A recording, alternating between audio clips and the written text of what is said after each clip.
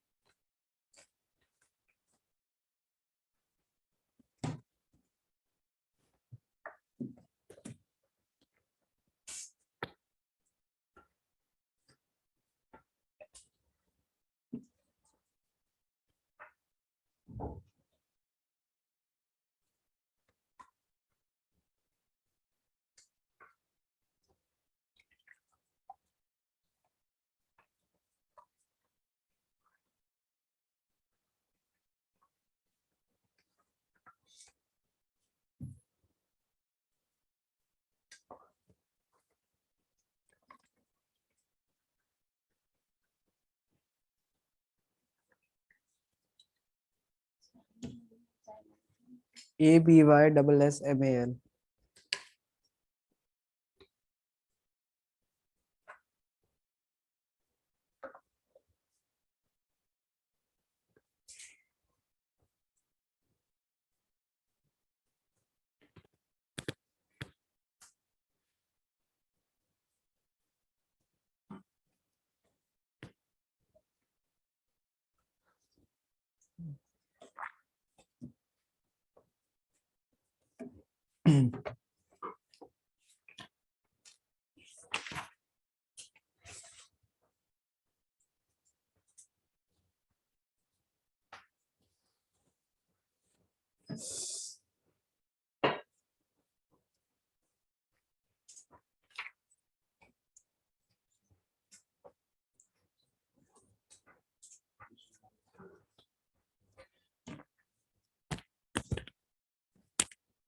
हो गया, लिखे, लिखते हैं continental shelf.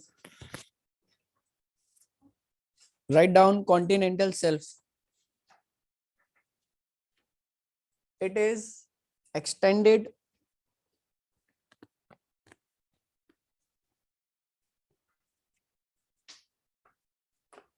it is extended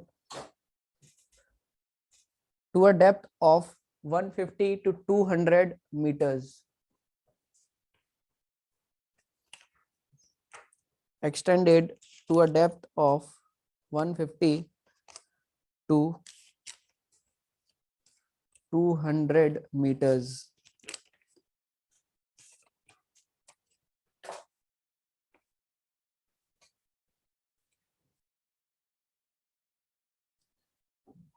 Full stop. The 20% of petrol and gas, the 20% of petrol and gas is found in these region, is found in these region.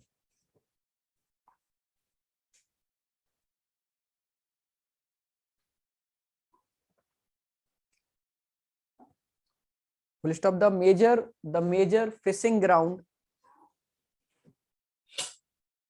the major fishing ground, the major fishing ground, this is the major fishing ground of the world. Major fishing ground of the world. Next we have slope, continental slope.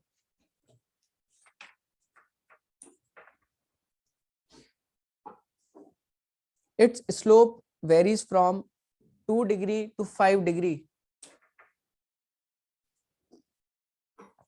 This slope varies from 2 degree to 5 degree. And at the depth of 200 meter to 2000 meters. 200 meters to 2000 meters.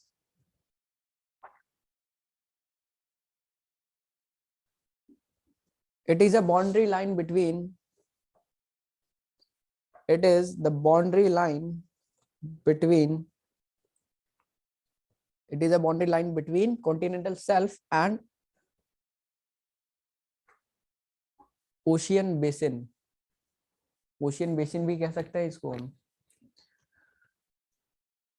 Next write down continental rise या abysmal plain.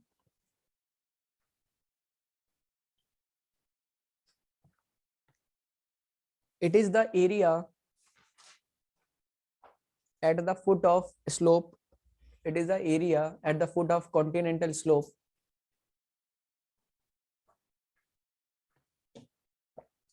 Continental slope. The area,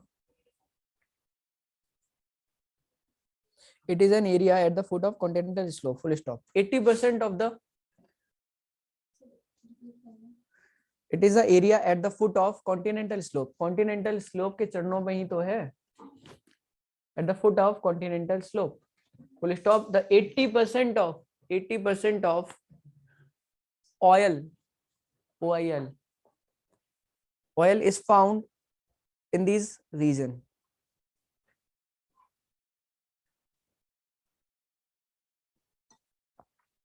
Next write down trenches. Trenches.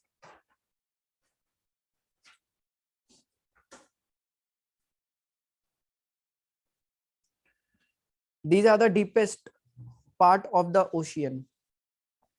These are the deepest part of the ocean.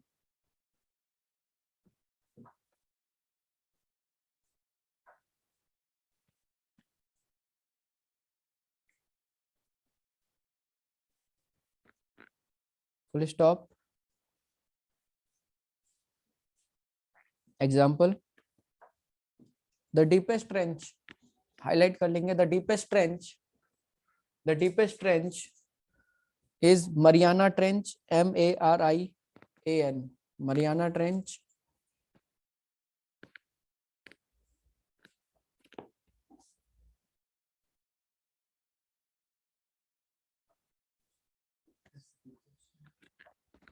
Pacific Ocean.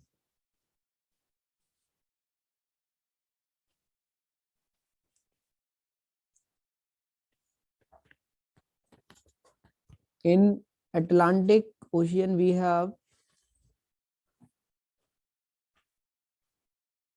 Puerto Rico, Puerto,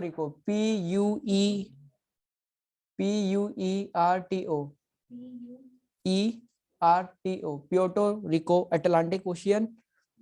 And in Indian Ocean we have Puerto Rico, PUERTO,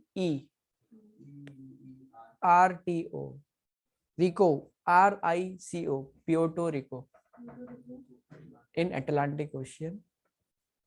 And Indian Ocean में कौन सा है? Java Trench. We also have Java Sea, ठीक है, जावा सी भी है हमारी, वहीं पर पड़ती है इंडोनेशिया के आसपास, ठीक है। जावा सी और अंडमान सी कौन सी स्ट्रेट से कनेक्टेड है? जावा सी और अंडमान, अंडमान है इधर, अंडमान के इस तरफ बे ऑफ बंगाल और इसके इस तरफ अंडमान सी, और अंडमान सी के बगल में इंडोनेशियन आइलैंड, ठीक है। इंडोनेशियन आइलैंड में पड़ती है जावा सी और इधर पड़ती है अंडमान सी। तो जावा सी और अंडमान सी के बीच में एक चैनल पड़ता है, स्ट्रेट ऑफ मलाक्का, ठीक है। It connect Java Sea and Andaman Sea, लिख सकते हैं। चलिए आगे बढ़ते हैं नेक्स्ट टॉपिक की ओर। हम बात करेंगे ओशियन करंट्स की, ठीक है। ओशियन करंट्स आप समझते हैं, अंडमान सी, स्ट्रेट ऑफ मलाक्का, MALACCA,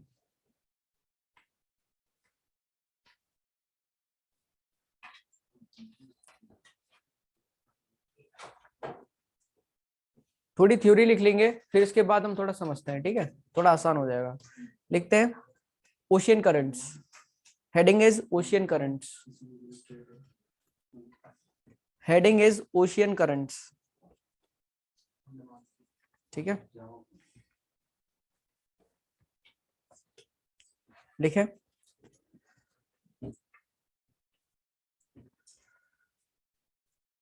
अच्छा मुझे ये बताइए, थोड़ी बहुत जानकारी होगी आपको, अगर हम ओशियन की बात करें, अगर ओशियन के अगर किसी वाटर की डेंसिटी ज्यादा है तो उसको ज्यादा टेम्परेचर चाहिए या कम टेम्परेचर चाहिए? मतलब दो वाटर है, एक की लो डेंसिटी है, एक की ज्यादा डेंसिटी है, किसको ज्यादा हीट प्रोवाइड करनी पड़ेगी? जिसकी क्या होगी? हाई डेंसिटी ज्यादा होगी। लिखते हैं द मोर डेंसिटी, थोड़ा सा समझ रहे हैं, the more density the more temperature is required, the more density, the more temperature is required to warm the water,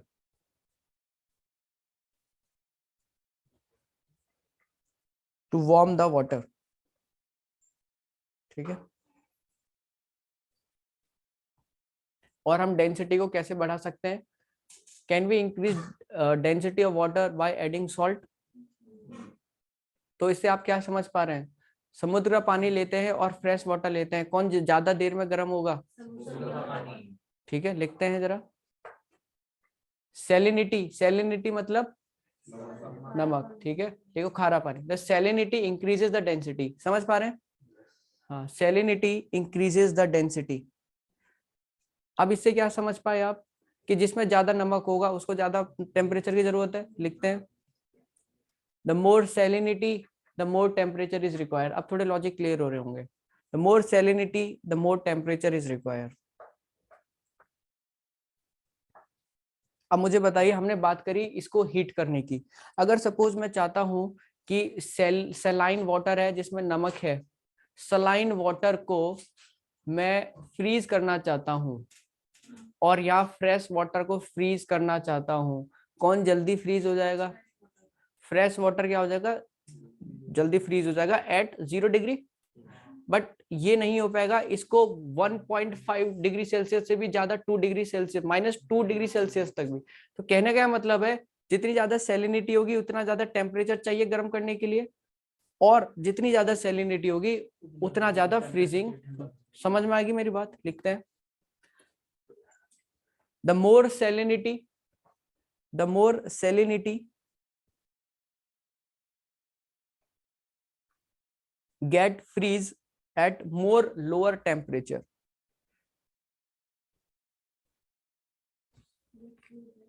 more lower temperature. समझ में आ गई बात आप लोगों को? ठीक है, अब एक इस चीज को ध्यान पे दे, इन सब चीज को समझ के अब आप मुझे इसका जवाब देंगे, ठीक है?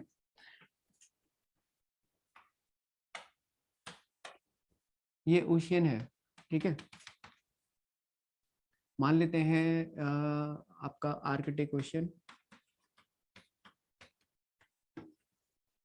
आर्कटिक ओशियन पोलर रीजन में लाई करता है, यहाँ बर्फ पड़ती है ना, बर्फ होती है, यहाँ पे पानी भी जम जाता है, ठीक है।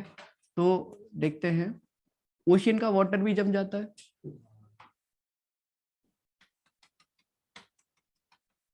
आइस बन गया। ये कहा जाता है जो आइस होती है वो फ्रेश होती है, ठीक है। तो मतलब फ्रेश होने का मतलब क्या होगा? क्या इस आइस में, इस वाले ओशियन के ऊपर वाले रीजन जहाँ पे आइस होगी, क्या यहाँ पे नमक होगा? नहीं होगा। तो नमक कहाँ चला जाएगा? बॉटम में चला जाएगा। तो ये वाले रीजन में क्या आ जाएगा?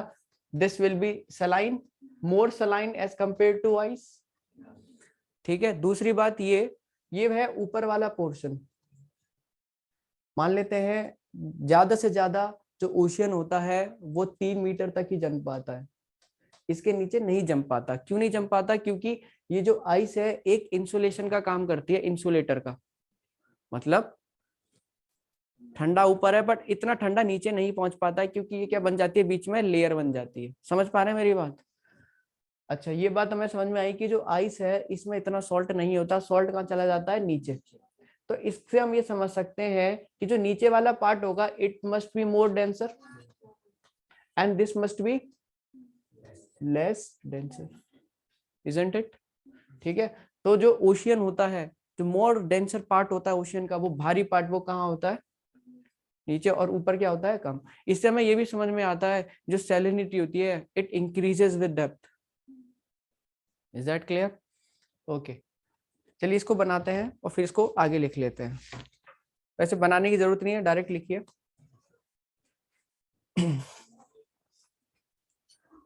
The maximum temperature at the surface of ocean and the temperature goes on decreasing by depth. The maximum temperature at the surface of ocean and it goes on decreasing on depth. It goes on decreasing on depth. ठीक है।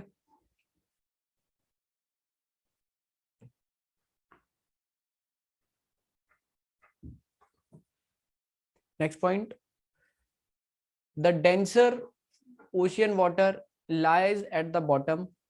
Next point, the denser ocean water lies at the bottom.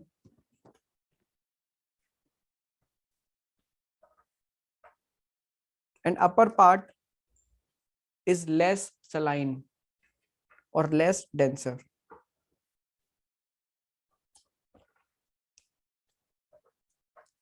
Or less denser.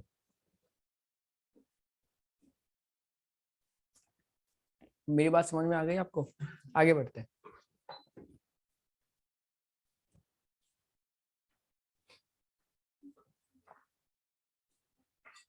इधर देखते हैं, मान लेते हैं ये अर्थ है, ठीक है। इसको ध्यान से समझेंगे, ये कॉन्सेप्ट बिल्ड करेगा आपका। This is equator, this is equator, ठीक है।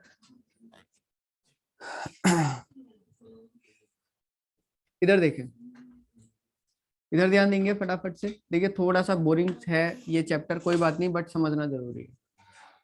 मेरी बात ध्यान से समझेंगे। हम बात करते हैं पोलर रीजन की, इधर समझे मेरी बात, पोलर रीजन। और हम बात करते हैं इक्वेटोरियल रीजन, ठीक है, ध्यान से समझेंगे, ठीक है।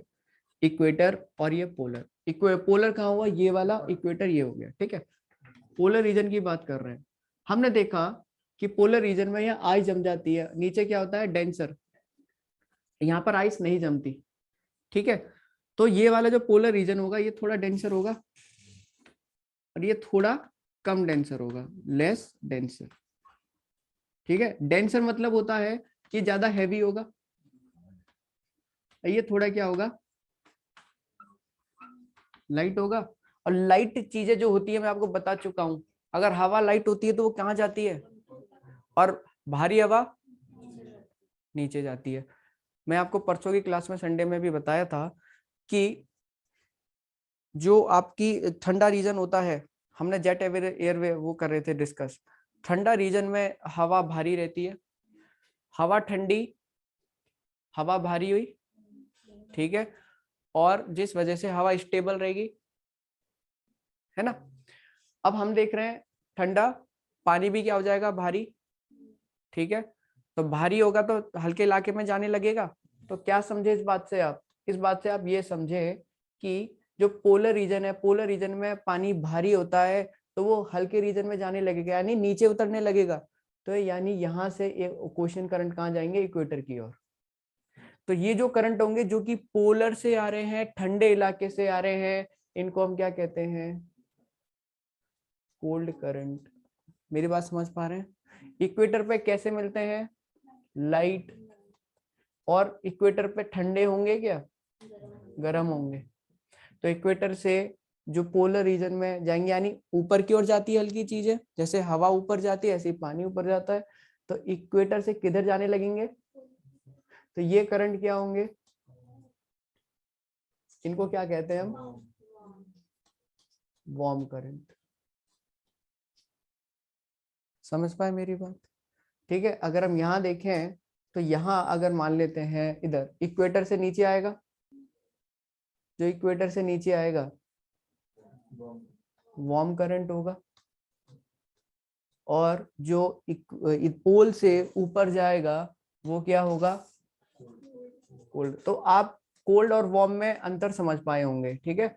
यही एग्जाम में पूछा जाता है कि साहब ये बताइए कि ये जो करंट है ये कोल्ड है या वार्म है। तो कोई करंट अगर ऊपर से नीचे आ रहा है वो हमेशा क्या होगा, कोल्ड। और जो इक्वेटर से ऊपर जा रहा है, कोई कंफ्यूजन इसमें नहीं, इसको बना लेते हैं।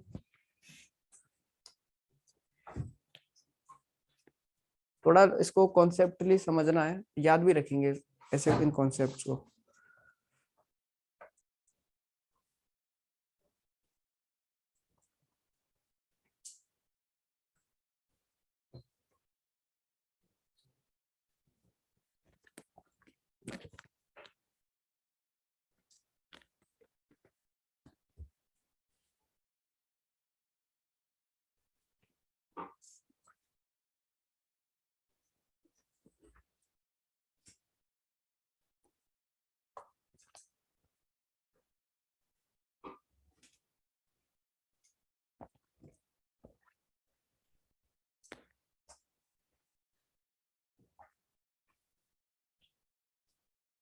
आपके एग्जाम में एई में देखा, जो हम पेपर डिस्कस भी कर रहे थे संडे को, इसमें मैंने देखा है कि इन्होंने फिजिकल ज्योग्राफी भी पूछा हुआ है। फिजिकल ज्योग्राफी समझते हैं, जैसे ये हम पढ़ रहे हैं जो, जैसे इन्होंने पूछा हुआ है लेयर्स ऑफ एटमॉस्फेयर, पूछा हुआ है हिमालयास के बारे में पूछा हुआ है। इन्होंने सिर्फ पॉलिटिकल नहीं पूछा कि ये हिमालय कहाँ पर है, इन्होंने पूछा कि वहां पे क्लाइमेटिक वेरिएशन है कि नहीं, ठीक है। तो ऐसे सवाल भी आ रहे हैं उसमें आपके, थोड़े से मतलब कॉन्सेप्ट क्लियर होने चाहिए। कॉन्सेप्ट क्लियर नहीं होंगे, लूसेंट रट लो या वो रट लो, कोई फायदा नहीं है, सिर्फ पॉलिटिकल क्वेश्चन ही कर पाओगे आप। बट कॉन्सेप्ट क्लियर रखना बहुत जरूरी है, ठीक है। लिख लेते हैं आगे कुछ और चीजें इसके ऊपर। अच्छा मुझे ये बताइए कि सपोज ये वाटर है, ठीक है, पानी है, धूप पड़ रही है ऊपर से धूप पड़ रही है, एवोपरेशन होगा। अब मुझे बताइए जो सैलिनिटी होती है वो बढ़ेगी घटेगी? बढ़ेगी। जहां पर सूरज की रोशनी पड़ेगी वहां पे सैलिनिटी बढ़ेगी। ठीक है, दूसरी बात, यही वाटर है, ऊपर से बरसात हो रही है, अब सैलिनिटी डिक्रीज होगी या कम? डिक्रीज होगी। यहाँ पे जहां पे बारिश होगी वहां पे सैलिनिटी कम देखने को मिलेगी, पहला पॉइंट। जहां पे एवोपरेशन ज्यादा होगा वहां पे सैलिनिटी ज्यादा होगी। ये पॉइंट समझ में आ गए। अगर हमें पता चल जाए कि वर्ल्ड में कहाँ पे ज्यादा बारिश होती है तो हम कह सकते हैं कि वहां पे सैलिनिटी कैसी होगी। अगर हमें पता चल जाए कि वर्ल्ड में कहाँ पर ज्यादा बारिश होती है, हमें समझ में आ जाएगी कि इस एरिया में सैलिनिटी कम होगी। समझ में आ गया? पता चल जाए यहाँ पर गर्मी ज्यादा होगी तो वहां पे सैलिनिटी ज्यादा होगी। ठीक है, एक और बात देखो, इक्वेटर वाला जो रीजन है, ये 0 डिग्री वाला जो रीजन है, यहाँ पर बहुत ज्यादा बारिश पड़ती है।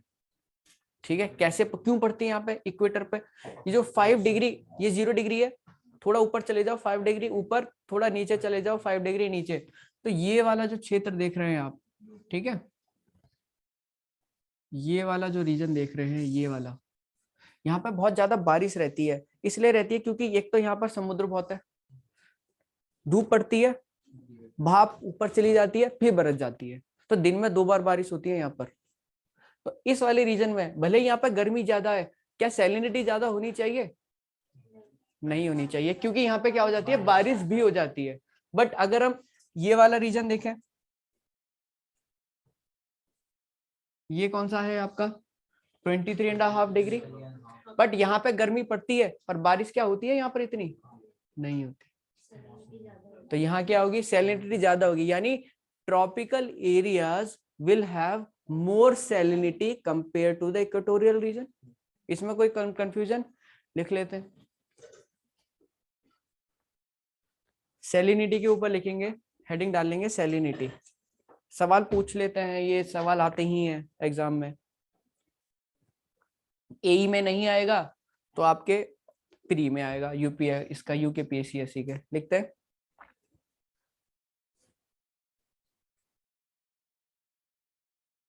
Salinity decreases. अच्छा, इससे हम एक और बात समझ सकते हैं। हमने ये समझा कि एवोपरेशन से सैलिनिटी क्या हो रही है, बढ़ रही है। ठीक है, तो क्या हम ऐसा कह सकते हैं कि सैलिनिटी बढ़ने से एवोपरेशन कम हो रहा है?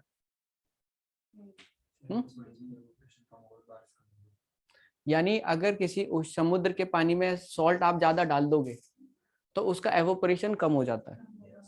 लिखे, salinity decreases the rate of evaporation. And we also know that जो सैलिनिटी होती है ये आपका फ्रीजिंग जो होती है उसको भी क्या कर देती है, कम कर। लिखते हैं, it decreases the rate of evaporation as well as the rate of freezing. it decreases the rate of evaporation and as well as the rate of freezing। और इंक्रीज क्या करती है, डेंसिटी, एंड इंक्रीजेस डेंसिटी। बारिश के पड़ने से salinity क्या हो जाती है, लिखते हैं, बारिश को हम कहते हैं पर्सिपिटेशन। Write down, precipitation, PRE, PIPITATION, precipitation decreases salinity, precipitation decreases salinity। that is why equatorial water, equator पर जो वाटर है, that is why equatorial water has lower salinity। that is why the equatorial water has lower salinity than, क्या आना चाहिए, very good, then tropical water due to heavy precipitation.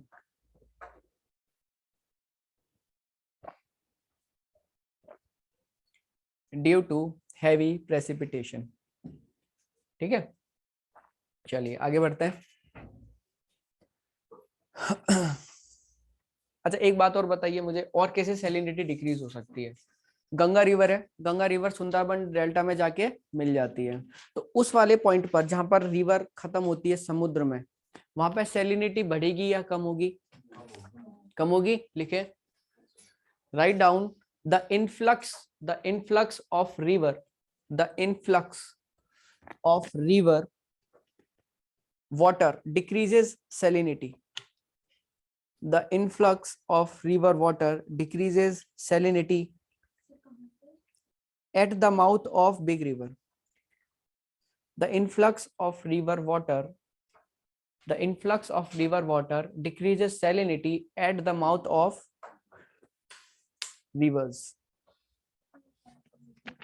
ये point का मतलब ये है कि इनफ्लक्स ऑफ रिवर, इनफ्लक्स मतलब रिवर वाटर है, उसका पानी बह रहा है, ये पानी कहाँ जाके मिल जाता है? समुद्र में, समुद्र में जाके मिल जाता है।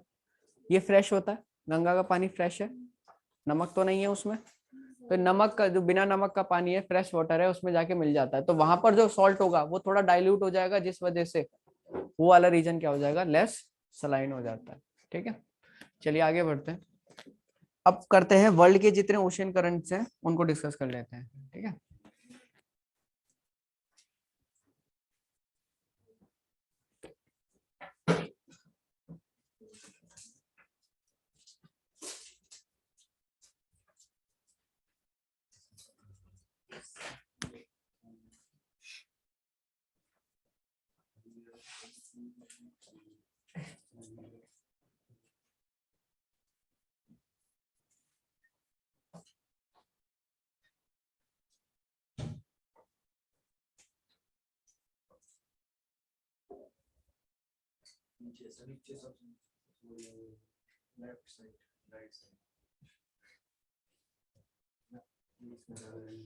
नहीं ये ठीक है, समझ एक मिनट आपको समझाना है ना मुझे, ये वाला सही है।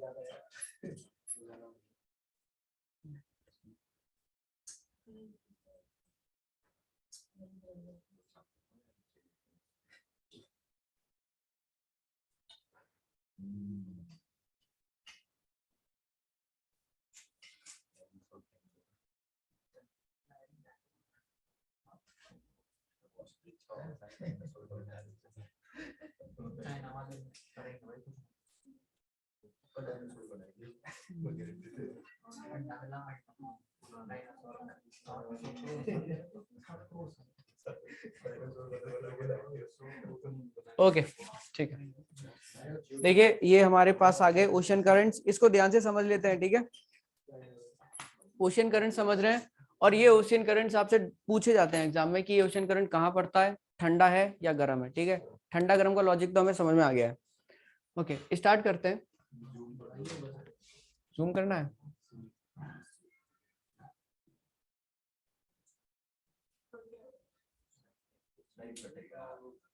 ठीक है,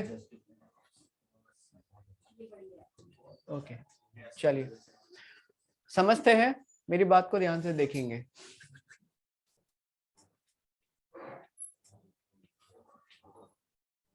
ओके तो हम यहां से स्टार्ट कर रहे हैं।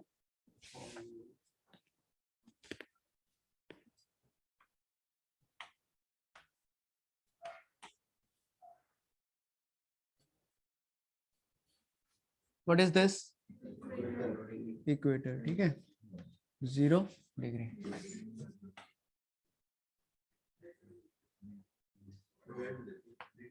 नहीं ठीक है, मेरी बात समझेंगे। इक्वेटर, ठीक है, इक्वेटर पे आपको कुछ करंट देखने को मिलेंगे। इक्वेटर पे नॉर्मली गर्म करंट होते हैं क्योंकि धूप पड़ती है। देखते हैं कौन कौन से, ध्यान से सुनेंगे, बातें नहीं होंगी। इधर we have south equatorial current. ठीक है, south equatorial current, this is also equatorial current. South equatorial current, इसके ऊपर कौन सा करंट है? North equatorial current. ये कौन सा करंट है? नॉर्थ। इक्वेटर के ऊपर जो करंट बह रहा है गर्म, नॉर्थ है इक्वेटोरियल करंट। इक्वेटर के नीचे जो करंट बह रहा है साउथ इक्वेटोरियल करंट। दोनों करंट क्या है? गर्म। मेरी बात समझ में आ गई? इक्वेटर के ऊपर मतलब नॉर्दर्न हेमिस्फीयर, इक्वेटर के नीचे मतलब सदर्न हेमिस्फीयर। Very good. इस करंट को देख लेते हैं।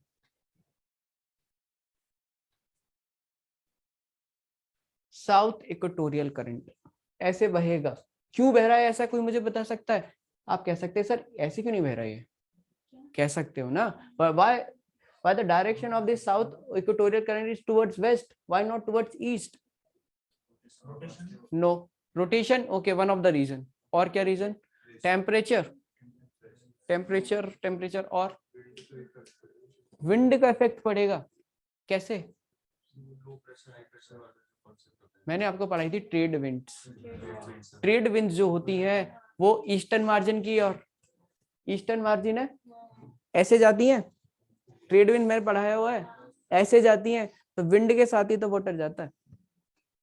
तो आप देखेंगे लगभग ये जो सारे हैं ये इस तरफ ही आपको जा रहे होंगे। ठीक है, आगे बढ़ते हैं। तो साउथ इक्वेटोरियल करंट डिवाइड हो जाता है दो ब्रांचेस में। ठीक है, एक ब्रांच ऊपर चली जाती है और एक ब्रांच नीचे चली जाती है। तो एक ब्रांच नीचे चली जाती है, इधर पड़ता है ब्राजील। तो ब्राजील के नीचे जो ये चली जाती है लाइन, ये जो करंट है दिस इज वार्म करंट, क्योंकि इक्वेटर से कहाँ आ रहा है, पोल की ओर आ रहा है, ब्राजील करंट। फिर ये ब्राजील करंट आगे जाता है और फिर इधर साउथ अटलांटिक में मिल जाता है, जो कि है एक कोल्ड करंट ही है। ठीक है, और आगे जाके फिर ये घूमता है और इधर आपका बेंजुला करंट बना लेता है, जो कि क्या है, एक कोल्ड करंट है। और फिर कोल्ड ये बेंजुला करंट आगे जाके क्या बन जाता है, साउथ इक्वेटोरियल करंट। मेरी बात समझ पा रहे हैं? तो हम ये समझ पाए कि सदर्न हेमिस्फीयर में जो ओशियन करंट का डायरेक्शन है it is anti clockwise. Can you see? और नॉर्दर्न हेमिस्फीयर में the direction of ocean current is clockwise. कोई कंफ्यूजन नहीं।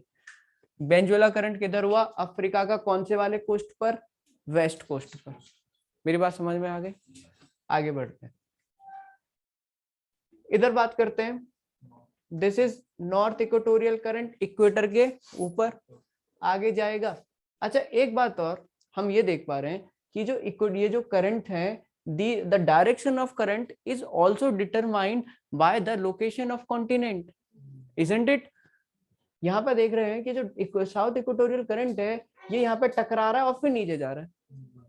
तो इनकी जो लैंड, ये जो है लैंड की जो फिगर है, ये जो इनका शेप है ये भी डिटरमाइन करती है। ठीक है, तो यहाँ देख रहे हैं इक्वेटोरियल, नॉर्थ इक्वेटोरियल करंट क्या हुआ, यहाँ पर जाएगा और यहाँ से ये यहाँ टकराएगा फिलीपींस के आइलैंड में।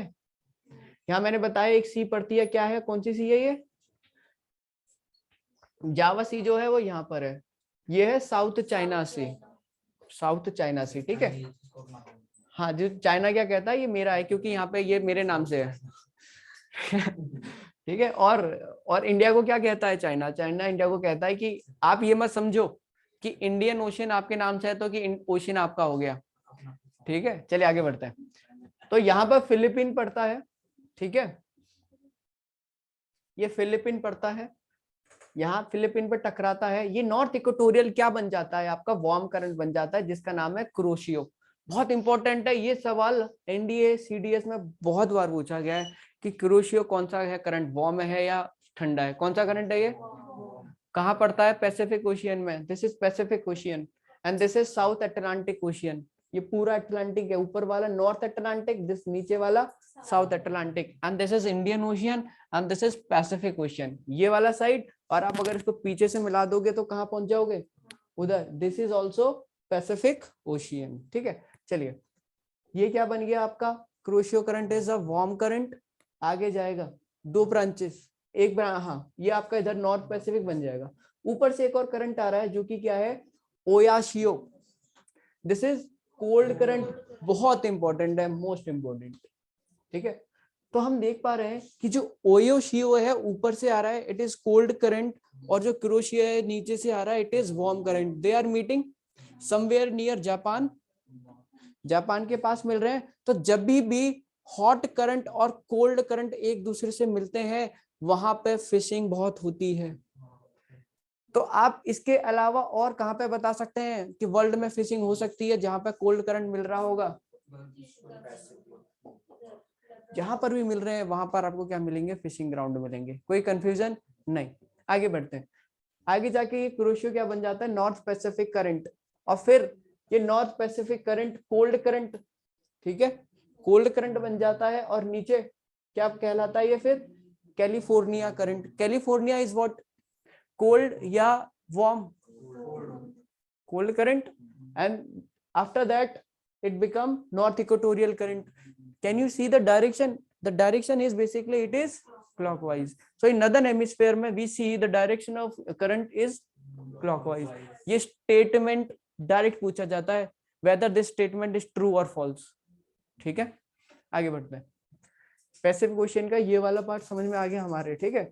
यहाँ देख रहे हैं सर इसके बाद ये नॉर्थ करंट कोल्ड हो जाती है जब उससे मिलती है, कौन सी, ये वाली करंट, शेयर से मिलती है ना जब, ये वाली करंट, हाँ, ये कोल्ड हो जाती है फिर नीचे बहने लगती है।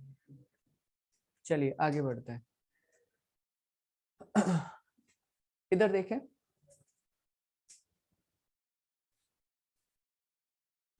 ये वाला आप, ये आ गया south equatorial current. South equatorial is current below equator. इधर जाएगा, किससे टकराएगा, ऑस्ट्रेलियन, ऑस्ट्रेलियन, ऑस्ट्रेलिया से टकराएगा। साउथ इक्वेटोरियल करंट टकराएगा इससे, क्या बन जाएगा, वार्म, इक्वेटर पर है, इसको क्या कहते हैं हम, ईस्ट ऑस्ट्रेलियन, ऑस्ट्रेलियन करंट, क्योंकि ईस्ट में है। फिर east Australian current south Pacific current भी कहलाता है। और फिर साउथ पैसिफिक करंट किससे टकराएगा, इधर आपका क्या पड़ता है, पेरू पड़ता है, चाइल पड़ता है, और क्या कहलाता है ये, पेरू करंट। तो पेरू करंट भी बहुत बार एग्जाम में पूछा जा चुका है। दिस इज व्हाट, कोल्ड और वार्म, कोल्ड करंट। समझ में आया, डायरेक्शन एंटी क्लॉकवाइज, ये समझ में आ गया, ये आ गया, ठीक है। इसको भी देख लेते हैं। साउथ इक्वेटोरियल करंट समझ में आ रहा होगा, क्या बना ये दो, देखिए यहाँ ये भी सवाल पूछा जाता है। देखिए यहाँ पर एक कंट्री पड़ती है मोजाम्बिक, ठीक है। आप अगर यहाँ से एक लाइन ड्रॉ करेंगे जो कि 23.5 डिग्री साउथ है, तो ये मोजाम्बिक भी यहाँ से पास हो जाती है, ठीक है। देखिए मोजाम्बिक से पास होता है, ये कंट्री मोजाम्बिक है, इसके बगल में आपका साउथ अफ्रीका है, ये बोत्सवाना है, ये नामीबिया है। इन चार कंट्री से इक्वेटर पास करता है। एग्जाम में पूछा जाता है सवाल, किन कंट्री से इक्वेटर पास कर रहा है और किन से नहीं कर रहा। तो मोजाम्बिक कंट्री के बगल में एक करंट पड़ता है जिसका नाम है Mozambique. This current is basically also warm current. इसके बगल में एक और करंट है जो कि बहुत इंपॉर्टेंट है, बहुत बार सवाल पूछा जा चुका है, इसको कहा जाता है Agulhas. Agulhas current is also a warm current, ठीक है। नीचे मुड़ा, अब मुझे बताएं Agulhas current is in which ocean, Indian Ocean, ठीक है। और ये फिर क्या बनाएगा, साउथ इंडियन, और फिर आगे जाके वेस्ट ऑस्ट्रेलियन करंट। अब हमें समझ में ये भी आता है कि कॉन्टिनेंट के ईस्ट वेस्ट साइड पर हमेशा, वेस्ट साइड पर हमेशा कोल्ड करंट मिलेंगे। Peruvian current is on west of South America, cold current. Similarly we can see that Africa के जो वेस्ट है it is also a cold current and goes with over here also. Australia के west में भी we also have a cold current. कोई confusion, logic समझ में आ रहे होंगे आपको, ठीक है। और क्यों आ रहा है ये हमें समझ में आ रहा है। एक बात और, जहां पे वार्म करंट होते हैं वहां पर, जहां पे वार्म करंट होंगे, अच्छा एक बात समझते हैं, इधर गर्म पानी है, इधर ठंडा पानी है, और ऊपर धूप है, धूप पड़ रही है। गर्म पानी, ठंडा पानी, एवोपरेशन किसका जल्दी होगा, गर्म का ज्यादा जल्दी होगा। तो गर्म वाले जो वार्म करंट जहां पर होगा वहां पर बारिश ज्यादा होगी, और जहां पे ठंडा होगा वहां पे बारिश नहीं होगी। तो जितने भी आपको डेजर्ट देखने को मिलते हैं, रेगिस्तान देखने को मिलते हैं, वो सारे के सारे वेस्ट में भी होते हैं। It is also because of the cold current flowing near them. हम डेजर्ट भी पढ़ेंगे तो आप देखोगे कि एक डेजर्ट पड़ता है अटाकामा, एक पड़ता है कालाहारी। तो कालाहारी सारे के सारे आपका कहाँ पड़ते हैं, वेस्ट में पड़ते हैं। इनमें इनका देखिए, इनका बनने के कारण हमने देखे थे। एक कारण हमने देखा था एयर का मूवमेंट, और दूसरा हम क्या देख रहे हैं, ओशन करंट। क्या, जहां पे ठंडे करंट होते हैं वहां पर डेजर्ट बनते हैं, क्योंकि वहां पे एवोपरेशन नहीं होता। जहां पे वार्म करंट होगा वहां पे एवोपरेशन होगा, और हमें वहां पे हरियाली देखने को मिलेगी, डेजर्ट देखने को नहीं मिलेगा। फॉर एन एग्जांपल, ये वार्म करंट है, यहाँ पे हमें मिलता है अमेज़न फॉरेस्ट। और इधर हमें मिलता है एटाकामा। समझ पा रहे हैं? ठीक है, चलिए आगे बढ़ते हैं।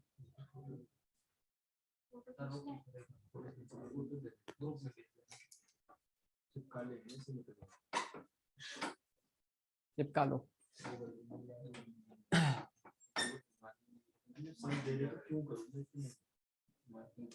देखो थोड़ी मेहनत करने से क्या होता है, याद हो जाती है चीजें। अभी यहाँ तो लग रहा है समझ में आ रहा है, पर नहीं, भूल जाते हैं हम ना। 4 दिन बाद भूल जाओगे सब।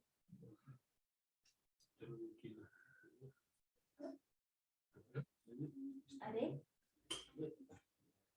चलिए आगे बढ़े। ओके, तो हमें यहाँ तक समझ में आ गया, हमने लगभग ये सारे कवर कर लिया है।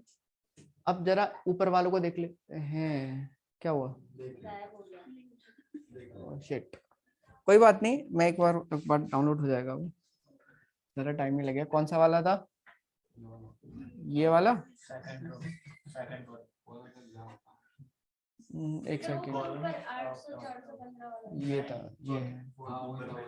सर ये नहीं था दूसरा फर्स्ट वाले कॉलम में सेकंड वाला। ये? Yes sir. ओके,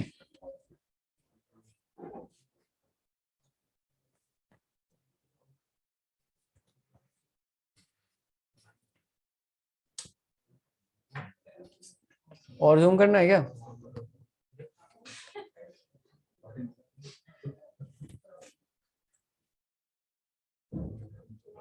अब नहीं होगा, चलिए कोई बात नहीं, ठीक है।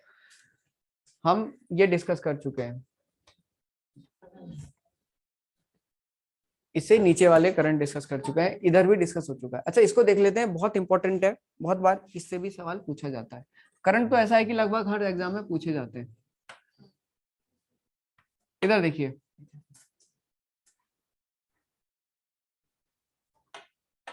ठीक है, this is north equatorial current.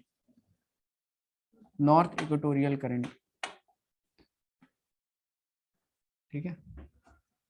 North equatorial current किससे टकराएगा? इधर आपका मैक्सिको के जो आइलैंड्स हैं इनसे टकराएगा, बाहामास पड़ता है यहाँ पर, ठीक है। बाहामास से टकराएगा नॉर्थ इक्वेटोरियल करंट। ये गल्फ ऑफ मैक्सिको है, this is gulf of Mexico, इसलिए इस इक्वेटोरियल का नाम क्या बन जाता है? Gulf stream. गल्फ स्ट्रीम बहुत बार सवाल पूछा जा चुका है। This is basically a warm current. आगे जाके देखेंगे, this Gulf Stream is met by Labrador. Can you locate Labrador? This Labrador is basically also a cold current. Now, can you? We can also say that this place is basically a fishing ground. ठीक है, तो हमें 2 places मिल गई, एक तो ये Japan के इधर वाली और एक यूएसए के इधर वाली, कनाडा और यूएसए के इधर वाली मिल गई हमें, ठीक है। गल्फ स्ट्रीम आगे जाके it divided into 2 parts. One part goes down, that is it divided into North Atlantic Drift, and then further it gets separated into 2 parts, that is one goes down, that is Canary current. Canary current भी बहुत बार exam में पूछा जा चुका है।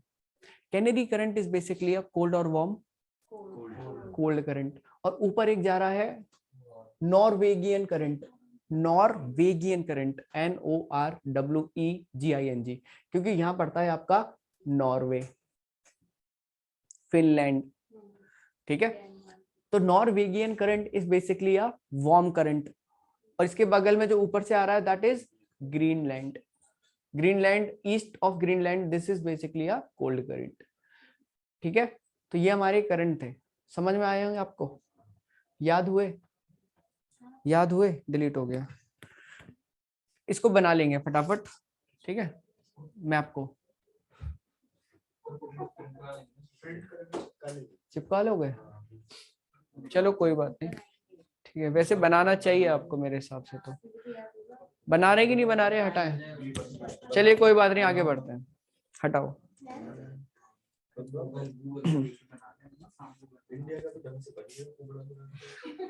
चलिए कोई बात नहीं, देखिए वैसे मैं भी बना सकता था, बट ये समझाना थोड़ा हमारा ज्यादा सही रहा, ठीक है। चलिए आगे बढ़ते हैं। हाँ, कौन से पानी की? ओशियन की? देखिए काफी भी हो सकती है वैसे। आपका 18 किलोमीटर तो हमने ट्रेंच भी देखा हुआ है, उससे ज्यादा भी हो सकती है। अभी तक इसकी डेप्थ ही पता नहीं लग पाई है ओशियंस की, समुद्र की। ठीक है, चलिए आगे बढ़ते हैं। नेक्स्ट टॉपिक हम उठाते हैं डेजर्ट। क्या उठा रहे हैं? किससे रिलेट करके? ओशियन करंट से। समझ में आ गई मेरी बात? ठीक है,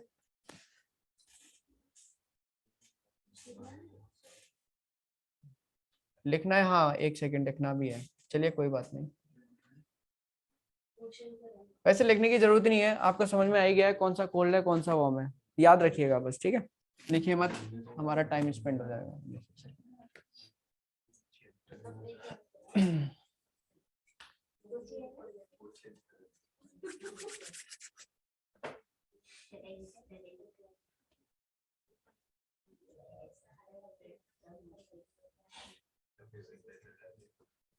ओके, चलिए आगे बढ़ते हैं। डेजर्ट को समझेंगे, लोकेशन भी देख लेंगे थोड़ा बहुत, और देखते हैं क्या क्या है इसमें।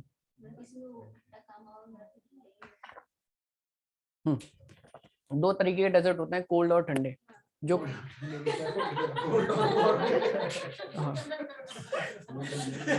हाँ देखिए, दो तरीके करंट होते हैं, कोल्ड ठंडे और गर्म और वार्म। ठीक है, हाँ मैं चेक कर रहा था ध्यान किसका है। आप लोग एक्टिव हो, एक्टिव हो। चलिए बहुत बढ़िया। तो एक होते हैं जो कोल्ड होते हैं और एक होते हैं वार्म। ठीक है, और एक और आप समझ सकते हैं कोस्टल हो गए, जो कोस्टल एरियाज में मिल जाते हैं। चलिए अच्छा ये बताइए मुझे, सबसे बड़ा डेजर्ट कौन सा है? नहीं, it is Antarctica. It is Antarctica. Antarctica is a cold desert. मेरी बात समझ रहे हैं? ये सवाल बहुत बच्चों से गलत होता है। So largest desert of the world is basically Antarctica, फिर उसके बाद आ जाता है सहारा डेजर्ट। चलिए बहुत बढ़िया, आगे बढ़ते हैं। कुछ सवाल भी करता रहूंगा बीच बीच में, बताते रहेंगे, ठीक है। Over here we have Atacama. ठीक है, चाइल्ड में पड़ता है अटाकामा, और आपका साउथ अमेरिका में है। ठीक है, कोस्टल डेजर्ट है, और basically it is formed by Peruvian current. Zoom कर लेते हैं इसको। इससे ज्यादा नहीं होगा जूम, आप अपने फोन में भी खोल लें, अगर आप थोड़ा है ना फोन में खोल के भी देख लें, ठीक है, फोन में भी देख सकते हैं। चलिए, अटाकामा डेजर्ट आप देख पा रहे हैं, अटाकामा डेजर्ट हो गया इधर। अच्छा, इसके इस तरफ अर्जेंटीना में, इधर आप देख पा रहे हैं, it is Patagonian current and sorry desert, Patagonian desert. This is a cold desert. वैसे आपके में इतना नहीं डिटेल में जाएंगे कि कोल्ड कौन सा है वार्म कौन सा है, बड़ा पूछ लेगा, लोकेशन देख सकता है आपसे। ठीक है, याद रखेंगे this is in south America, this is in south America. ठीक है, पेटागोनियन डेजर्ट। इसके अलावा हम बात करते हैं, इधर आते हैं, एक आपका पड़ता है नामीबिया में, एक डेजर्ट पड़ता है ये। इस डेजर्ट का क्या नाम है? Kalahari desert. ठीक है, ध्यान देंगे इधर, कालाहारी डेजर्ट। इधर कौन सा करंट आ जाता है? Peru current is over here, Peru current is over here. Anyone? Benguela current. देखो 5 मिनट नहीं हुए, क्योंकि आप लोगों ने हाथ से नहीं बनाया। मेरी बात समझ में आ गई होगी? ठीक है, हाथ से नहीं बनाया, उसका नतीजा ये। और घर जाके आप चिपका भी लेंगे, और वो नोटबुक में ही रह जाएगा, याद नहीं होगा। ठीक है, इसलिए मैं जो कहता हूँ मेरी बात सुन लिया करें आप। चलिए आगे बढ़ते हैं। This is Kalahari desert. ठीक है, जो जो मार्क करेंगे, जो जो इंपॉर्टेंट है वही देख रहे हैं हम। इसके बगल में नामीबिया में पड़ता है एक नामीब नाम से, जो कि एक कोस्टल डेजर्ट है। बेसिकली नामीब डेजर्ट और ये कालाहारी डेजर्ट एक ही डेजर्ट है। ठीक है, नामीबिया पे कालाहारी को क्या कह देते हैं? नामीब डेजर्ट कह देते हैं।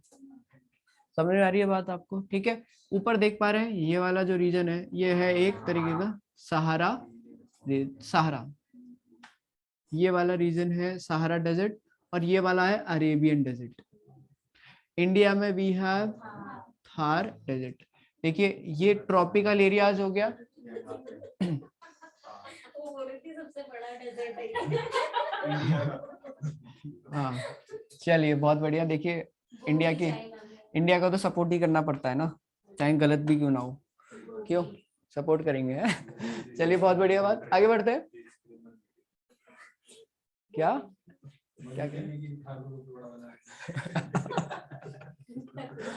ओके ओके, चलिए हम देख पा रहे हैं कि जो ट्रॉपिकल डेजर्ट है, majority of the tropical desert are mainly found between tropics. उसके ऊपर टेम्परेट रीजन आ जाता है, ये मैं पढ़ा चुका हूँ आपको संडे की, आप आए होंगे तो। ऊपर वाला रीजन आ जाता है टेम्परेट, यहाँ आपको मिलेंगे थोड़े कोल्ड डेजर्ट, जैसे कि एक आपका इधर पड़ जाता है गोबी मंगोलिया में, ये वाला रीजन, ठीक है। नहीं, आर्कटिक एंटार्कटिका, ये कैसे डेजर्ट हैं, ये सूखे डेजर्ट हैं और ठंडे हैं, ठीक है। बर्फ हाँ पड़ती है, पर ऐसी नहीं कि हमेशा बर्फ रहती है, ठीक है। मेरी बात समझेंगे, गोबी डेजर्ट हो गया, मंगोलिया वाला रीजन हो गया, ठीक है। इसके बगल में पड़ता है टकला मकान।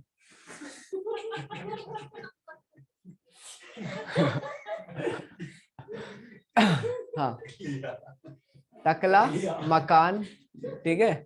और को डेजर्ट जो ऑस्ट्रेलिया के हैं आपको पता होने चाहिए, ये 3 डेजर्ट है, ठीक है। 3 डेजर्ट है, याद रखेंगे, तीनों जी से हैं, आप कह सकते हो 3G, ग्रेट सैंडी, गिब्सन और great Victoria. Great Sandy, Gibson और ग्रेट विक्टोरिया, इन तीनों के बगल में, इन तीनों के बगल में एक पड़ता है सिम्पसन। सिम्पसन तो 4 है यहाँ पर, 3G प्लस सिम्पसन, ठीक है। ग्रेट सैंडी, गिब्सन और ग्रेट विक्टोरिया, ठीक है। तनामी इज ऑल्सो डेजर्ट, ठीक है, कर सकते हैं नोट आप। बेसिकली जो एग्जाम में पूछे जाता है वही मैं थोड़ा सा डिस्कस करना चाह रहा था, ठीक है। आगे बढ़ते हैं, इसकी बात करते हैं नॉर्थ अमेरिका की। यहाँ पर एक पड़ता है मोजावे, ठीक है। मोजावे इंपॉर्टेंट है, एनडीए में पूछा जा चुका है, ट्रॉपिकल डेजर्ट में पड़ता है, ठीक है। इसके साथ में ही मैक्सिको, ये पड़ता है आपका यूएसए में, ठीक है। नीचे आ जाता है मैक्सिको, मैक्सिमो में आपको ये मिल जाता है चीहू, चिहुआहुआन, ठीक है, मैक्सिको। इसके अलावा सोनोरान, वैसे इतना इंपॉर्टेंट नहीं है, जरूरत नहीं है इसकी, ठीक है। और इधर तो आप समझ ही सकते हैं आर्कटिक डेजर्ट ही होगा, क्योंकि वहां पर ऊपर ही है वो, ठीक है। चलिए, इसको आप बनाना चाहते हैं, फोटो खींचना चाहते हैं, डिसाइड कर लीजिए। फोटो खींच लो, फोटो खींच लो या फिर डाउनलोड कर लो।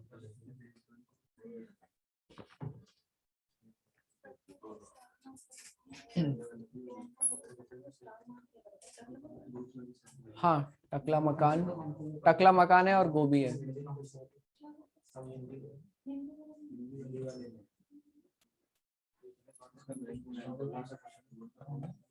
चलिए आगे बढ़ते हैं, हो गया फोटो सेशन, हो गया।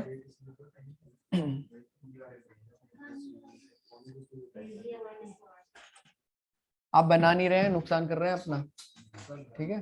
नहीं तो मैं अब क्या करूंगा, मैं ये निकालूंगा ही नहीं, मैं अब खुद अपने हाथ से बनाऊंगा, तभी आप बनाओगे, है ना। मैं समझ गया हूँ आप लोग कैसे हो। आप चाहते हो कि यार ये मेहनत नहीं करा तो हम क्यों करें। कोई बात नहीं, हम बना लेंगे, देखिए मैं तो बना लेता हूँ, मुझे कोई तकलीफ नहीं है, ठीक है। अच्छा,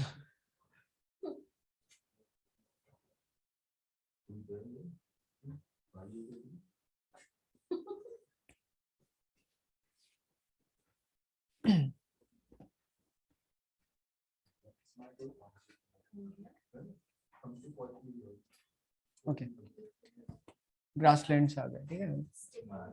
आपके एग्जाम में जो ग्रासलैंड्स पूछे जा रहे हैं वो ऐसे ही पूछेंगे कौन सा कहाँ पर है। इससे अलावा देखिए इसमें पढ़ने को क्या क्या है, मैं जो बेसिकली अगर यूपीएससी का मैं चलाता हूँ उसमें हम डिस्कस करते हैं कि यहाँ पर कौन कौन से पेड़ पौधे मिलते हैं, यहाँ पर कौन कौन से ट्राइब्स रहते हैं, ठीक है। और ये जो आपके ग्रासलैंड है यहाँ पर ही क्यों पाए जाते हैं, ठीक है। ये थोड़ा लंबा पड़ता है, मैं सीडीएस में पढ़ाता हूँ इसको, यूपीएससी जो है ना उसमें। आप बस समझिए कि कौन सा ग्रासलैंड कहाँ पर है, ठीक है। कल आप ये करके लाएंगे, दिखाएंगे मुझे नोटबुक में, पक्का। कहीं ऐसा ना हो कि आपने नहीं, बस ये यहीं रह गया, ठीक है। ध्यान से समझेंगे, जो सबसे बड़ा ग्रासलैंड है, ठीक है, सबसे बड़ा जो ग्रासलैंड है दैट इज सवाना। देखिए मैं आपको पहले ही कह रहा था कि जो सवाना है ये कुछ ऐसा है इधर से, ठीक है। सवाना टाइप की जो वेजिटेशन है, जो बेसिकली ये जो ग्रासलैंड है ये एक टाइप की वेजिटेशन होती है जिन्हें कहा जाता है सवाना टाइप वेजिटेशन, मतलब सवाना की तरह। तो सवाना की तरह जो ग्रासलैंड है वेजिटेशन है वो आपका यहाँ भी देखने को मिल जाती है इंडोनेशियन रीजन में, ठीक है। देखो क्या होता है, जो पूरा वर्ल्ड है ना ये आपका लेटिट्यूड से डिवाइडेड है। कहने का क्या मतलब है, देखिए अगर ये इक्वेटर है तो इक्वेटर पर एक जैसी क्या मिलती है, वेजिटेशन मिलती है और एनवायरनमेंट मिलता है, एटमॉस्फेयर वैसा ही होता है, इस पे भी एटमॉस्फेयर वैसा ही होता है, ठीक है। तो we have savanna over here. नीचे जो ग्रासलैंड मिलते हैं जो कि कहाँ पर है, आपके इधर मिलते हैं साउथ अफ्रीका में। इनको कहा जाता है वेल्ड, BELD, ये टी लगा रखा है इन्होंने पर कोई बात नहीं। इनको क्या कहते हैं, वेल्ड, जो कि बेसिकली कहाँ पाए जाते हैं, साउथ अफ्रीका में। इंपॉर्टेंट है ये सवाल, SSC में बहुत बार पूछा जा चुका है, वेल्ड कहाँ पर है। एंड वेल्ड है क्या, basically these are grassland not desert. यहाँ पर कौन सा डेजर्ट पड़ता है, यहीं पर साउथ अफ्रीका में अटाकामा। देखिए यहाँ पर इसका डेजर्ट हो गया, इसके बगल में क्या है इधर, अटाकामा नामीब डेजर्ट। देखो 2 मिनट हुए भूल गए सबसे तो। दिस इज नामीब, नामीब के बगल में वी हैव कालाहारी और कालाहारी के बगल में we have grassland that is veld. समझ पा रहे हैं मेरी बात को, वेरी गुड। आगे बात करते हैं। देखो यहाँ पे हमने कौन सा डेजर्ट पढ़ा है अभी, यार तुम लोग कुछ नहीं कर रहे को कि Peru is basically ocean current. देखो मैं समझ गया तुम लोग नहीं ऐसे कर पाओगे, ठीक है। मैं सोच रहा था कुछ नया ट्राई करता हूँ बट ये फ्लॉप हो गया है, ठीक है। कोई बात नहीं, मेहनत करेंगे कल से। कौन सा है अटाकामा, किसके कारण बनता है, यहाँ कौन सा वो बहता है, कौन सा करंट बहता है, पेरू। पेरू के बगल में क्यों है यहाँ पर ये desert Atacama, because this Peru current is basically a cold current. Cold current के बगल में भी normally find desert that is Atacama desert, और इस डेजर्ट के बगल में वी नॉर्मली फाइंड ग्रासलैंड्स, है ना। तो यहाँ पर जो ग्रासलैंड पड़ते हैं साउथ अमेरिका में, दीज आर कॉल्ड पंपाज। पंपाज में लोकल विंड्स भी हैं, क्या नाम है बताया था मैंने परसों नरसों, पंपेरो। आप नहीं थे उस क्लास में, आप नहीं थे ना उस क्लास में, बहुत बढ़िया, ठीक है। हाँ ये, हाँ ये सवाल जो है ना ये सब एग्जाम में पूछे जाते हैं, ठीक है, ठीक है। ये सब आपको सब मिलेगा यहीं पर, ठीक है। चलिए बात करते हैं, ये क्या है, पंपास, जो कि कहाँ पर है, साउथ अमेरिका। बगल में कौन सा डेजर्ट, ये भी समझ में आ गया होगा, ठीक है। आगे बढ़ते हैं। यहाँ आपको ये एक कंट्री पड़ती है वेनेजुला, कोलोराडो, ठीक है। यहाँ पर जो पड़ते हैं आपके ये ग्रासलैंड, इनको कहा जाता है, यहाँ लिखा हुआ नहीं है, इनको कहा जाता है इलानोज। क्या कहते हैं, इलानोज, लाइनोज भी कहते हैं, इलानोज भी कहते हैं। इसके बाद हम देखते हैं इधर USA, ठीक है। ये बेसिकली जो प्रेरीज हैं, यहाँ से वर्ल्ड में जो वीट का प्रोडक्शन है USA ही देता है। It is because of this prairies. Prairies में यहाँ ज्यादा गेहूं के लिए ज्यादा फेमस है ये, ठीक है। प्रेरीज कहाँ है, नॉर्थ अमेरिका में, ठीक है। आगे बढ़ते हैं, कुछ इधर भी बात कर लेते हैं। देखिए यहाँ क्या है, पंपास। पंपास टाइप वेजिटेशन भी आपको कहाँ देखने को मिल जाएगी, इधर भी मिल जाएगी, ऑस्ट्रेलिया में भी, ठीक है। और सवानास भी आपको इधर थोड़े बहुत देखने को मिल जाते हैं। सवानास जो अफ्रीका में, वैसे ही यहाँ देखने को मिल जाते हैं। स्टेपीज एशिया में पड़ता है, ये भी बहुत बार एग्जाम में पूछा जा चुका है, ठीक है। यही है 4-5 ग्रासलैंड्स। इनको आप क्या करें, नोट कर लें, फटाफट नोट करो, तुम लिखते नहीं हो, कल से मैप बनाओगे, ठीक है। हाँ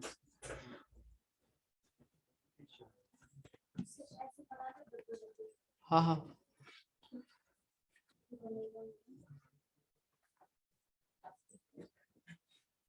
देखो इसको बनाने का तरीका क्या होता है,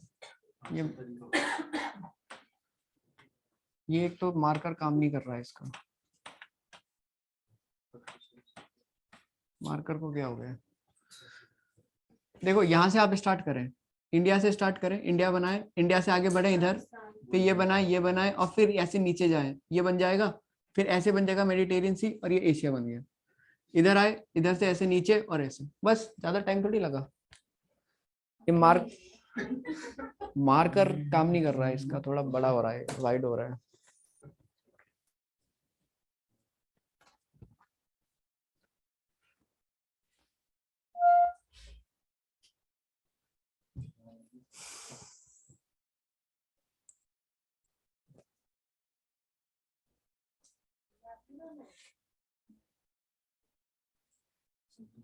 आप अगर चाहते हैं डब्बे बनाने, डब्बे बना लो, यहाँ एक डब्बा ये, एक डब्बा वो, एक डब्बा ऐसे बना सकते हैं, फटाफट हो जाएगा।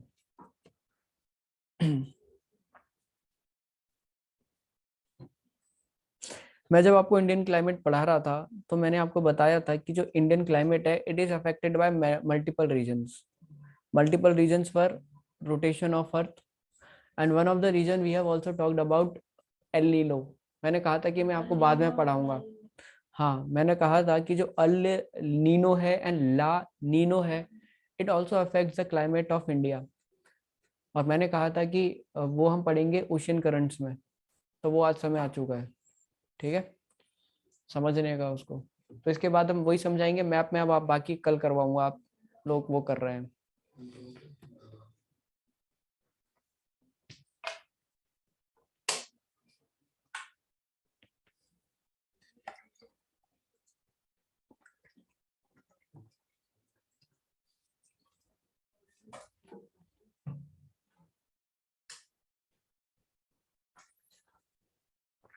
टाइम रहा तो हम कल ही स्टार्ट कर देंगे आपका क्वालिटी, ठीक है।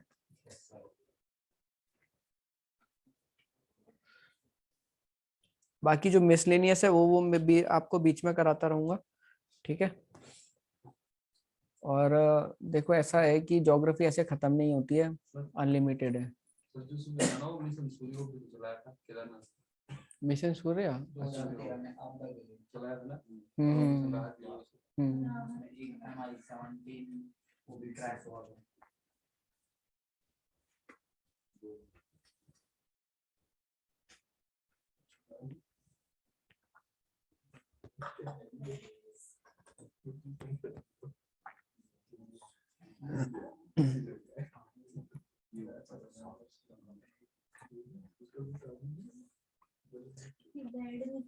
हाँ साउथ अफ्रीका इम्पोर्टेंट है, ठीक है। बना रहे हैं, बना लो बना लो। देखो साथ के साथ ना आप लोग डायनामिक पार्ट भी कवर करें। डायनामिक नहीं करोगे वहां भूल जाओगे, वो पूछेगा कि where is National Institute of Botanical Garden. ये सब नहीं हम कर पाते इन क्लासेज में, इन सब का पार्ट नहीं है वो, और वो एग्जाम में पूछा जाता है। आप मेरी बात नहीं समझ रहे हैं, फिर आप बोलोगे कि यार काश 1 मार्क्स और मिल जाता। आप कहेंगे काश 1 मार्क्स और मिल जाता, 2 मार्क्स और मिल जाता, काश मुझे ये भी पता होता। हाँ हाँ ठीक है।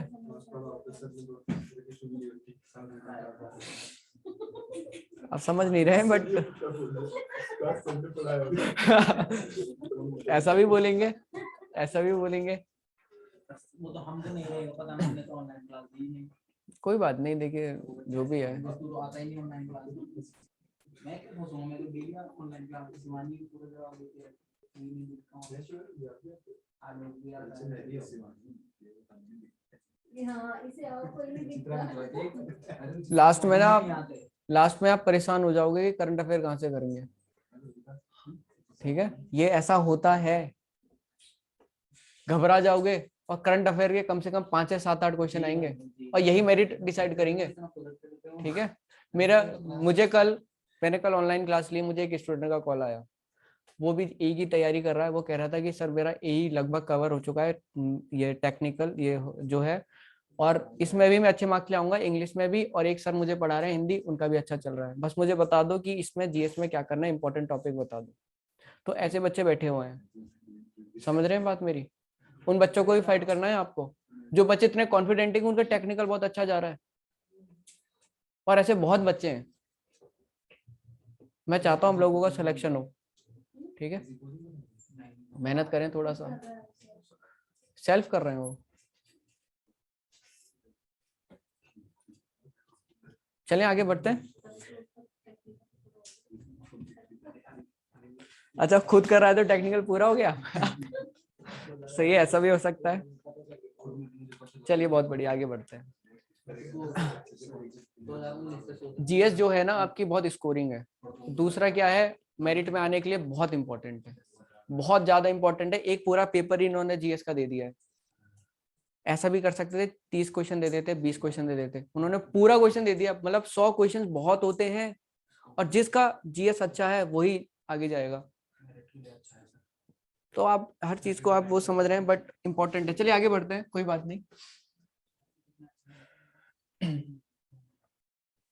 नेक्स्ट टॉपिक स्टार्ट करते हैं, ठीक है? मैं बात कर रहा हूं अल नीनो। ये सवाल भी पूछा जाता है कि अल नीनो का इफेक्ट इंडिया पर क्या पड़ता है। क्या ये अल नीनो पॉजिटिव है या नेगेटिव है इंडिया के लिए, ये हमें समझना है, ठीक है? देखिए समझते हैं, ध्यान देंगे इधर।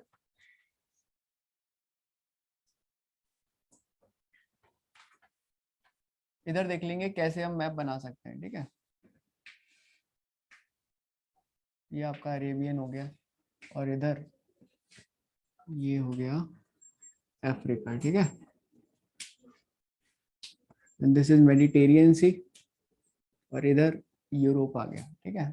आप ऐसे ऊपर ऊपर गए, इधर गए गए गए, इधर इधर आ गए, थोड़ा जापान वाला आ गया, इधर तैवान निकल गया ये, और ये थोड़ा सा हम नीचे गए, इधर ये पहले ये हो गया मलेशिया, ये म्यांमार हो गया, ये बांग्लादेश हो गया, ठीक है? इधर आपका सुमात्रा इंडोनेशियन, ठीक है? सुबह ही देखा था हमने, ये क्या हो गया जावा, और एक आपका कॉमन पड़ता है आइलैंड बोर्नियो, जिसमें आपका मलेशिया, इधर वाला पार्ट मलेशिया है, नीचे वाला पार्ट इंडोनेशिया, ये हमने देखा था, इधर है। और इधर आपका पड़ जाता है आपका Australia,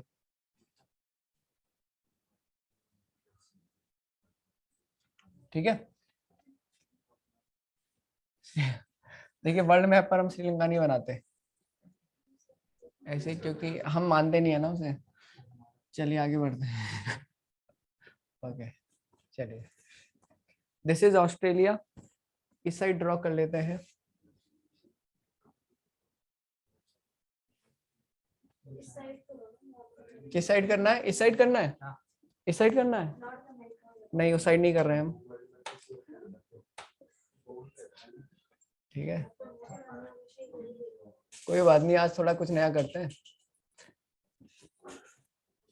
this is Alaska, this is Alaska, it is part of USA, ठीक है?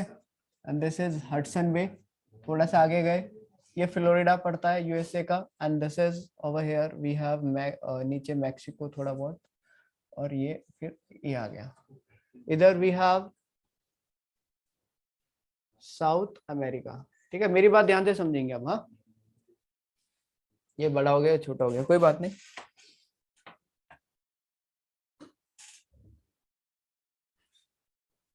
Okay, this is equator. अब इधर ध्यान देंगे, ठीक है? इधर ध्यान देते हैं।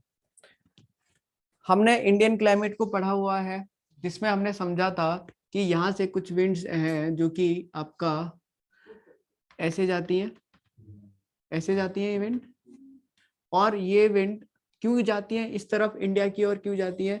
क्योंकि हम बात कर रहे हैं जून की। जून में क्या होता है, सन जो होता है सदर्न हेमिस्फेयर में होता है, और मैक्सिमम इस वाले रीजन में हीट प्रोड्यूस कर रहा होता है, दे रहा होता है, ठीक है? ये हवाएं हैं इक्वेटर, और ये हवाएं इक्वेटर को क्रॉस करके अपना डायरेक्शन इस तरफ चेंज कर लेती हैं, क्योंकि सदर्न में ये हवाएं हमेशा राइट की ओर मूव करेंगी। ये सीधा जा सकती थी, बस सीधा जाती तो लेफ्ट की ओर जाना पड़ता, बट रोटेशन के कारण नॉर्दर्न हेमिस्फीयर में इन्हें राइट की ओर मुड़ना पड़ेगा और कुछ ऐसे जाएंगे और यहाँ इंडिया में बारिश कर देंगे, केरला वाले रीजन में। ये समझ में आ गई मेरी बात? Very good. इधर देखते हैं आगे। This is south America. यहाँ पर हमने पढ़ा था कि एक करंट बहता है, this is basically Peru, and this current is cold current. कोई कंफ्यूजन वाली बात है? नहीं है। कोल्ड करंट जहाँ पे ठंडा होता है वहां पे प्रेशर कैसा होता है, हाई या लो? हाई होता है, मैंने बताया हुआ है, पहले समझाया है आपको। जहाँ पे ठंडा होगा वहां पर क्या हो जाएगा? कोई कंफ्यूजन नहीं। और if we compare this region with this region, we'll say that this region will have higher pressure as compared to this region, so this must be low pressure. So we'll see that the normally in normal condition in a normal year, we'll see that the air will move towards high pressure to low pressure. We know that जो हवा होती है हमेशा high से low pressure जाती है, ये हमेशा याद रखना है आपको। तो high pressure over here is because of this cold current, ठीक है। And if we compare this region with this, will see that is lower, that is high. In normal year क्या होगा, जो हवाएं होंगी वो इधर जाने लगेंगी और यहाँ से इंडिया में क्या कर देंगी, बरसात। But suppose if I change that, if I say that, if I convert that, if I say that this high pressure is converted into low pressure by any reason, now we'll see that ये जो हवाएं होंगी ये कहाँ move करेंगी, rather than moving towards this region, particularly to India, it will deflect towards this region, isn't it? Now our main purpose is that we have to convert this high pressure into low pressure. अब इस high pressure का low pressure हम कैसे बना सकते हैं, समझते हैं। क्या होता है, ये जो आपका करंट है इधर जाता रहता है। करंट क्या होता है, एक ह्यूज मास होता है, पानी का ह्यूज मास होता है। क्या होता है, कुछ सालों तक यहाँ पर गर्मी बढ़ती रहे, मतलब धूप पड़ती रहती है, जिस वजह से क्या हो जाता है, यहाँ पर क्या हो जाता है, लो प्रेशर क्रिएट हो जाता है। और ये जो लो प्रेशर होता है, it is more than the low pressure over here, तो यहाँ पर हाई प्रेशर हो जाता है। क्यों हुआ, क्योंकि यहाँ पर सालों तक क्या होता रहा, लगभग 4 साल लगते हैं, 4 से 5 साल लगते हैं यहाँ पर हाई प्रेशर से क्या बनने में, सनरेज पड़ रही है और इस रीजन में गर्मी बढ़ने लगती है और लो प्रेशर क्रिएट हो जाता है। तो नॉर्मल ईयर से लगभग 4 से 5 साल बाद यहाँ क्या क्रिएट हो जाएगा, लो प्रेशर। इसका मतलब ये है कि जो हवाएं होंगी वो अब किस तरफ डिफ्लेक्ट करने लगेंगी, इस तरफ डिफ्लेक्ट करने लगेंगी और यहाँ पर डिफ्लेक्ट करने लगेंगी और इस वाले रीजन में क्या कर देंगी, बरसात कर देंगी, ठीक है। यहाँ पर पेरू करंट मिलता है और यहाँ पर हमें देखने को मिलता है अटाकामा डेजर्ट, क्योंकि यहाँ पेरू करंट है। बट एक टाइम ऐसा आता है कि इस क्षेत्र में भी क्या हो जाती है, एक टाइम ऐसा आता है, होता है ऐसा, यहाँ पे इनको थोड़ा सा राहत मिल जाती है, बट इंडिया में क्या हो जाएगा, सूखा पड़ जाएगा। तो ऐसा year, this phenomena is called El Nino. तो El Nino is good for India but good for Peruvian countries. El Nino is not good for India, but it is good for Peruvian country. Important point, it has been asked in NDA. ठीक है, आगे बढ़ते हैं। तो हमने देखा normal year में India में बारिश हो गई, 4 साल बाद सूखा पड़ा, अल नीनो आया। अब मेरी बात समझेंगे, यहाँ क्या हो गया, बारिश हो गई, तो यहाँ पे गर्म हुआ था पानी, बारिश पड़ने के बाद ठंडा हो गया, तो अगले साल फिर से यहाँ पे क्या बन जाएगा। तो जिस साल इंडिया में सूखा पड़ेगा उसके जस्ट 1 साल बाद क्या हो जाएगी, बारिश हो जाएगी। और फिर सूखा कब पड़ेगा, 3 से 4 साल बाद। तो ये थोड़ा, ये जो फिनोमिना है कि ये जो फिनोमिना है जिस वजह से इंडिया में बारिश हो जाती है, that is called La Nino. तो which is better for India, La Nino और अल नीनो? La Nino. कोई कंफ्यूजन? अब इसको तो बनाना पड़ेगा, कोई फोटो नहीं खींचेगा। उसके बाद जो बारिश होती है, यानी हम ये कह सकते हैं, हम ये भी कह सकते हैं कि जो अल नीनो है उसके तुरंत बाद वी हैव ला नीनो। कोई कंफ्यूजन? बट ला नीनो के तुरंत बाद क्या अल नीनो हो सकता है? कोई कंफ्यूजन नहीं। बहुत बढ़िया, आगे बढ़ते हैं। इसको आप ड्रॉ कर लेंगे। El Nino and La Nino. La Nino की स्पेलिंग आप लिख सकते हैं ला नीनो।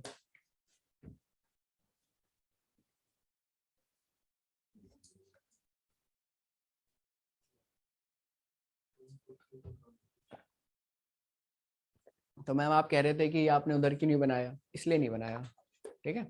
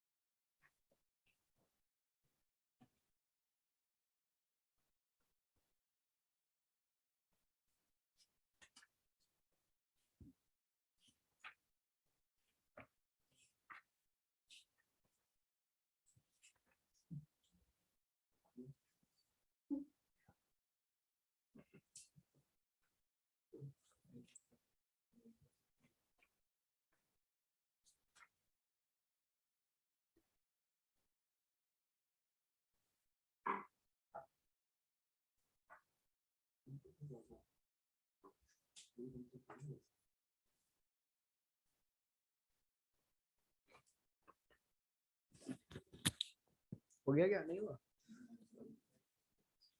बनाइए बनाइए, फटाफट बनाइए।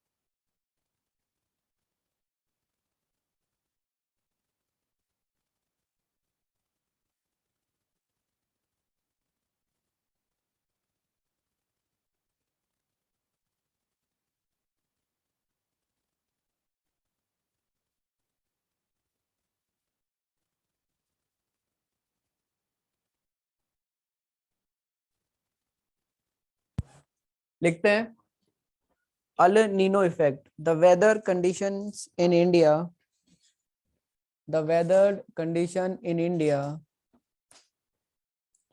are influenced by El Nino, are influenced by El Nino.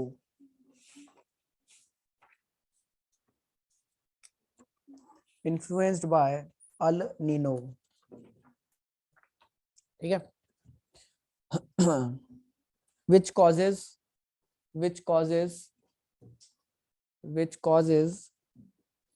droughts in tropical region of the world. सूखा of the world. Full stop. This warming of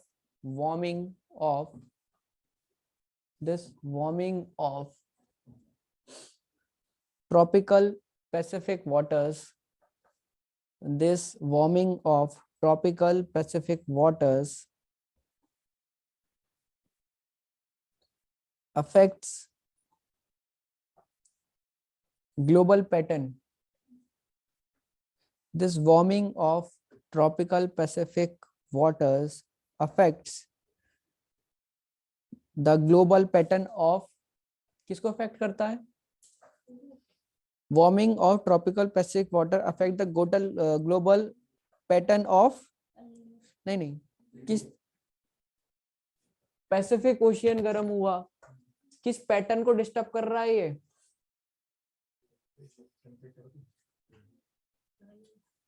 किसको? क्या कहा आपने?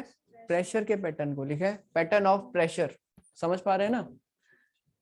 Pattern of pressure and wind system, pressure and wind systems, including monsoon winds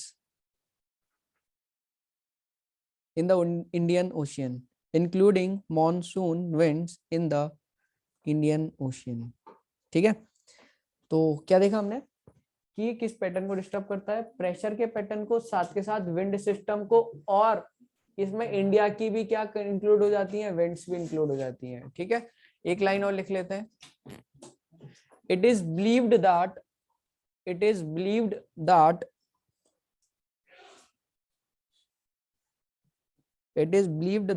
the severest drought of India by El Nino, सबसे भयंकर जो सूखा पड़ा था, was in the year 1987.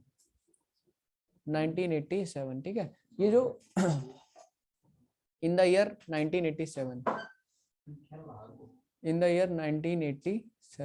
ठीक है, ऑल इंडिया. उसके बाद हुआ, बट ये सीवरेस्ट था. ठीक है, ठीक है, चलिए आगे बढ़ते हैं. अच्छा, ये जो हमने टॉपिक किया है, ये टॉपिक आपके प्री के लिए तो इम्पोर्टेंट ही है, साथ के साथ आपके मेंस के लिए भी इम्पोर्टेंट है विकास. ठीक है, तो मैं जरूरत पड़ सकती है अगर एग्जाम क्लियर होता है. कोई बात नहीं, नोटबुक बंद मत करें, एक टॉपिक और कर रहे हैं.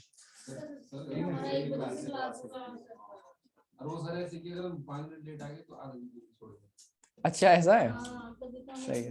चलिए ठीक है, कल मिलते हैं.